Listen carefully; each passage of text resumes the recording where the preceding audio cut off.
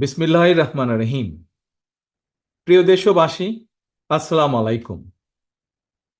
গৌরবজনক এই ঐতিহাসিক মুহূর্তে বাংলাদেশের সাহসী ছাত্র জনতাকে বিরচিত অভিনন্দন।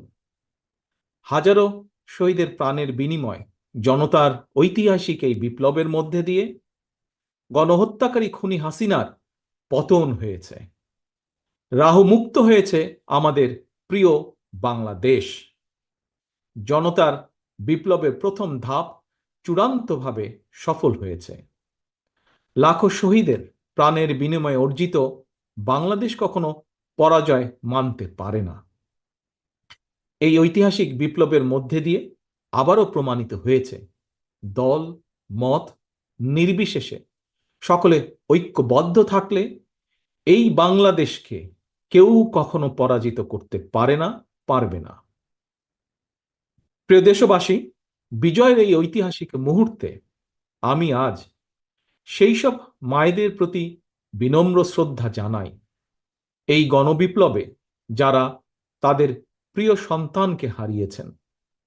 এভাবে গত 15 বছরে ফ্যাসিবাদী শাসনকালে অনেক সন্তান তার প্রিয়তম পিতাকে হারিয়েছেন, অনেক স্ত্রী প্রিয়তম স্বামী হারিয়েছেন। গুম খুন অপহরণ করে অসংখ্য মায়ের বুক খালি করে দেওয়া হয়েছে।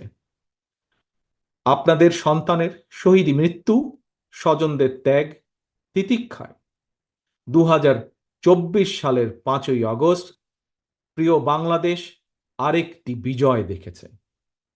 জনতার ঐতিহাসিক বিপ্লব সফল করতে গিয়ে অসংখ্য ছাত্র জনতা আহত হয়েছেন। বাসায়, হাসপাতালে কিংবা ক্লিনিকে চিকিৎসাধীন যন্ত্রণাবিদ্ধ সময়ে সমস্ত ভালোবাসা নিয়ে আপনাদের পাশে আজ সারা বাংলাদেশ। খুনি হাসিনার বিরুদ্ধে আন্দোলন করতে গিয়ে অসংখ্য মানুষ মিথ্যে মামলা ও রাজনৈতিক উদ্দেশ্য প্রণোদিত মামলায় গ্রেফতারের শিকার হয়েছেন, কারাগারে নিক্ষিপ্ত হয়েছেন। আমি অবিলম্বে তাদের বিরুদ্ধে দায় করা সকল মামলা প্রত্যাহার এবং তাদের কারামুক্তির দাবি জানাচ্ছি।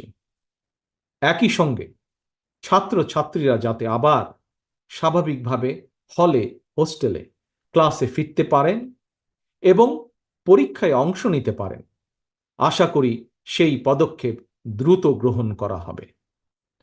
প্রিয় দেশবাসী, দেশের 18 কোটি মানুষকে জিম্মি করে 12.5 কোটি ভোটারের ভোটের অধিকার কেড়ে নিয়ে বাংলাদেশকে তাবেদার রাষ্ট্রে পরিণত করা হয়েছিল। হত্যাকারী, গণহত্যাকারী খুনি হাসিনার পতন